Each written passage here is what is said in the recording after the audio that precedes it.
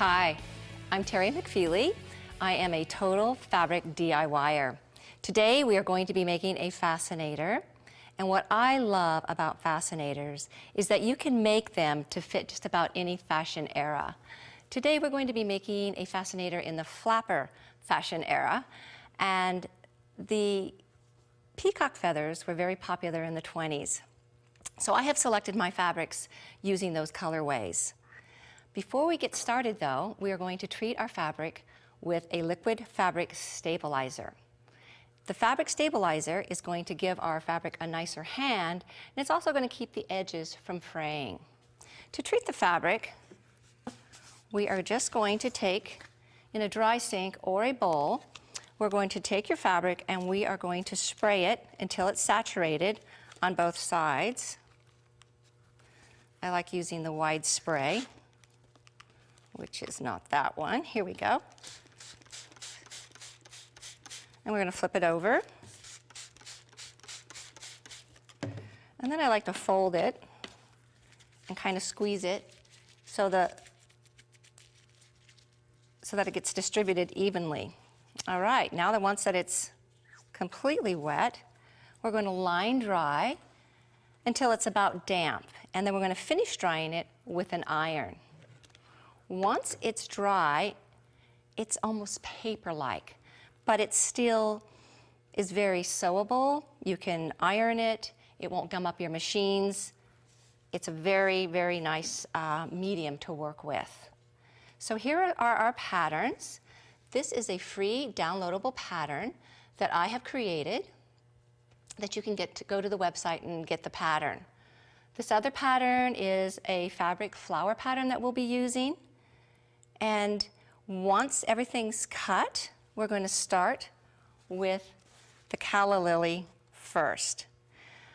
You'll notice that I have used a base stitch. I've back tacked one end, and we're going to take the bobbin thread and we're going to pull it.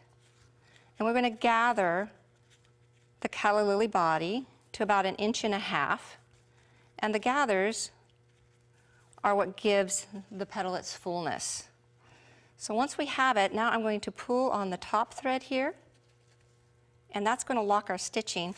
So then I can go ahead and just grab my scissors here, cut the threads, and we're ready to get started. I use a low heat hot glue gun. I like the mini. The low heat's very important so you don't burn your fingers. I have prepared a spadix, which is the center of the flower, and I've put a wire in there. We're going to put a little dot of glue in the center, and then we're going to press the spadix down and hold it there till it's dry. Then we're going to put a little dot of glue on the right side, and we're going to wrap over the spadix, and we're going to do the same on the left side and hold it down. I think I've dropped my sash, but here it is. Okay, so this is a little sash that holds everything together, and we're going to start by putting a little dot of glue in the center. We're going to take the flower, put it face down, lining up the edges, and then we're going to wrap it. We're going to put a little glue, wrap to the center, and then on the other side do the same. There we go. And to give the flower its natural curl, I'm going to be using a 1/2 inch hot curling iron. So I'm just going to grab, I'm going to curl, hold it there a few minutes, few seconds, and you can curl as much or as little as you like. I think the older a Calla Lily is, the more that it's open. So we'll just curl a little bit more here. And then also the tip, I like to curl it a bit. So we will set that aside, and we're on to the leaf.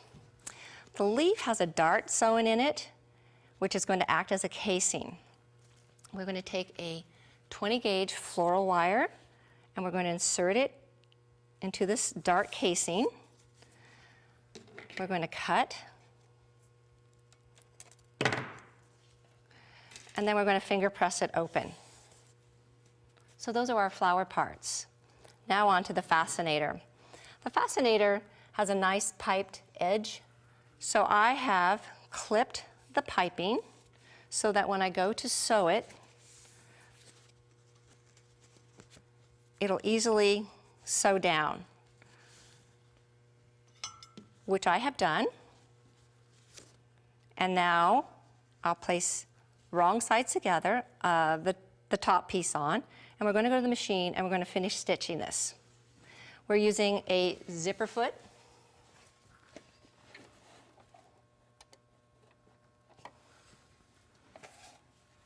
And we're just going to go ahead and just sew around.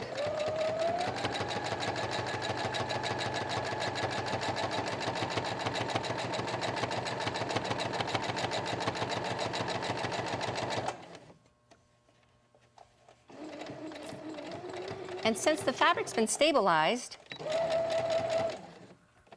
we can just use the raw edge right up against the piping. So once that's stitched, we can move on, and we're going to close the seam up. We're going to be using a regular foot, which I'll install here quickly.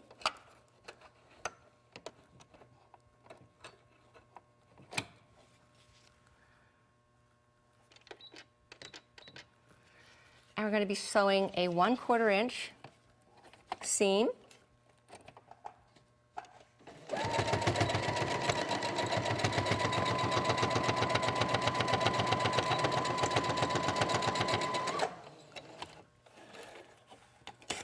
And there we have it. Okay. So now on to the fun part. We are going to decorate the fascinator.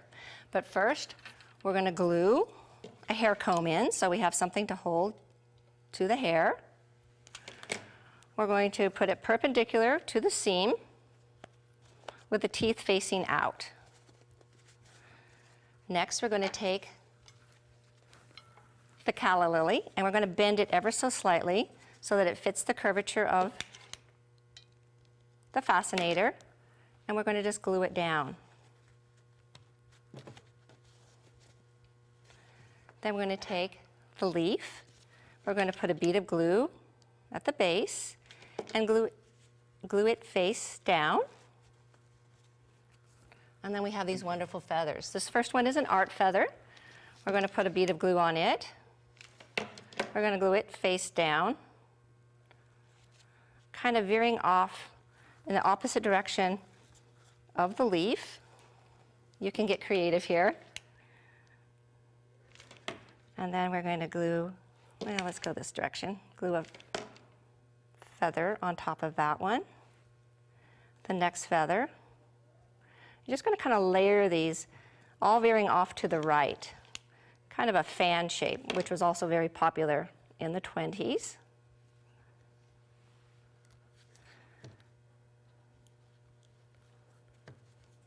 And finally, our last feather.